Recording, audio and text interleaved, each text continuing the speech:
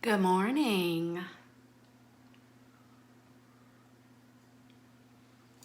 I love that lip stain. Nothing on my cup.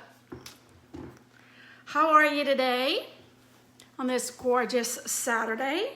It's gorgeous in Louisiana today. I hope it is gorgeous for you as well. I'm Lisa Thibodeau, and this is a Tip Talk 10 at 10. 10 minutes or less with a positive message and a tip. Can you figure out what the tip's going to be? Let's talk about our quote for today. It was a quote by Edward White II, who was on the Apollo 1 mission in 1967. And he says, "A good man's life is never quite ended.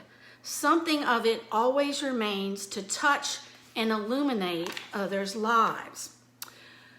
Edward White died on the Apollo 1 pre-launch test, along with Gus Grissom and Roger Chaffee in January of 1967. It was Apollo 1. Apollo actually had 17 missions and only 6 were successful. If you saw my live from NASA, the thing that truly touched me and inspired me was how many times things went wrong and how many failures they had, and they never gave up. They just said, well, we got to find the solution. And because of that, we have so many great inventions and technologies of today.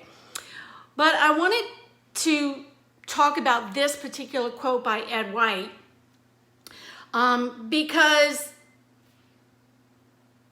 it's so true in terms of what we do, what we say to others, especially our children, and children in general, lives on.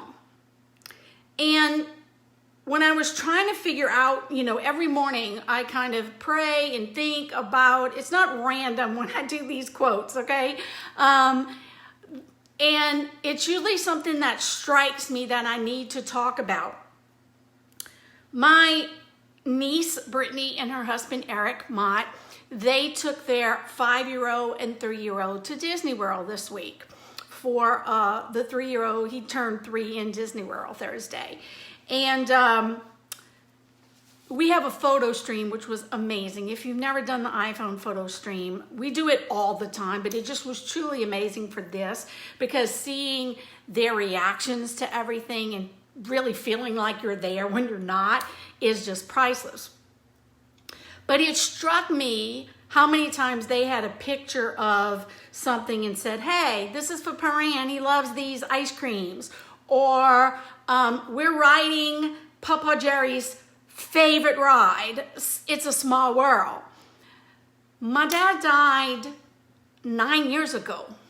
This month, April 7th, 2010, so 9 years ago. So neither Aria or Henry met them. Obviously, they're 5 and 3. And it's because we keep them alive by saying things like that, so that they're on It's a Small World and saying, Papa Jerry loved this ride. And my mom is still alive, but even when they're on Haunted Mansion, it's like, we have to ride this. This is Gigi's favorite ride. And it just struck me that this quote is true, that how you are remembered, what your legacy is by the things you say and the things you do. Like I said, my dad died 9 years ago, and I can't tell you, practically every day something comes out of our mouths that he said or he taught us. From when we, every time we give a tip, we say, give a good tip. Everybody's got to make a living, because my dad used to say that. Or my dad used to always say, it's not my first rodeo. Anytime I hear that, I think of that. And so it's important for you to think about, how are you going to be remembered? Is it going to be because you were griping all the time, complaining all the time? Are they going to say, oh man, my mama hated that. She griped the whole time. Is that how you want to be remembered? You want to be remembered because you touch people's lives, because you remember people. You know, I know how generous my dad was. I know that sometimes he would have given his last cent to help someone else, because he taught us that the more you give, the more you receive. And so there's many times when things have been tough, and it's like, but their life is tougher, so we need to give, we need to donate, or we need to give our time or do something. That's truly how you're going to be remembered, not by anything that you buy. And in traveling, I've told you that too. You know, that's the thing. I remember, you know, in these pictures from Disney World too, they had pictures with the pirate patches and stuff. And I was like, oh gosh, that reminds me when I took Zachary and Matthew, my nephews, there, and we did the whole pirate thing.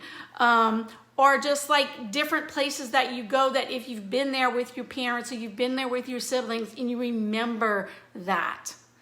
Those are the memories that last long after the person is gone.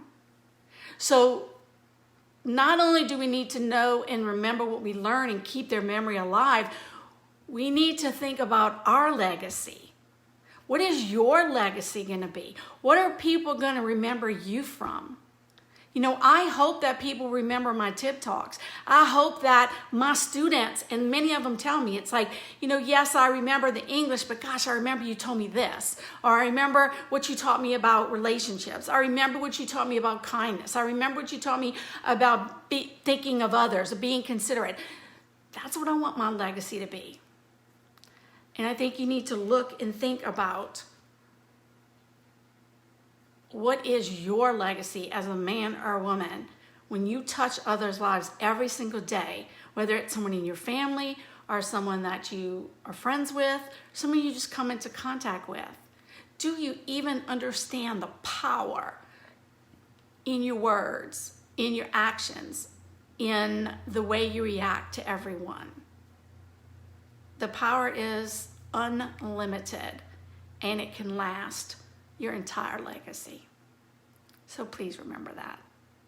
And I think it's just neat that Ed White said that when he and his two friends died in Apollo 1. And they didn't stop. Apollo 1 was a failure. The 3 people died, and yet they continued in honor of them. So I just love that quote. A good man's life, or a good woman's life, is never quite ended. Something of it always remains to touch and illuminate others' lives. Now, if you've been watching me, I hope that this hasn't made you not listen to me, because I got this mascara here.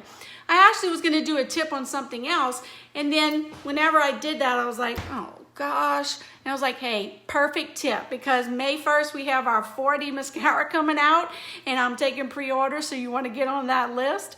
It's the same as our 3D, $29, and you really want to get on the list, or you want to, I can order it for you, but if you want to order it yourself, it's tibtalk.com, and I'd get on it at 8 a.m. on May 1st. It's going to be an amazing product. So when I did this, I thought, hey, it's telling me to let you know that everybody makes mascara mistakes. It does not matter how much I put mascara on every day, but inevitably it either gets up here. A lot of times I get it across my nose when I'm putting it over, and right here a lot. So I'm going to tell you, what you do is something I had to do. So I said, hey, I'm going to do this tip because I got to let it dry.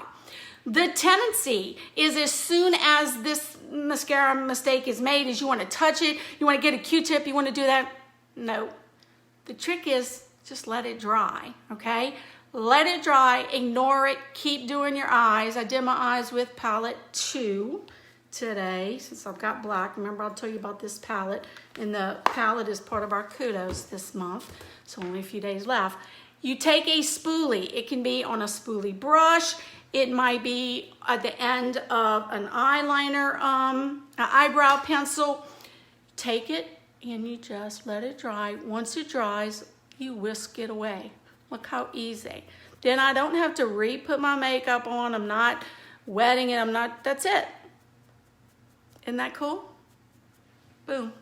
Now I can put my blush on, because I couldn't put blush on because it was right in the way. But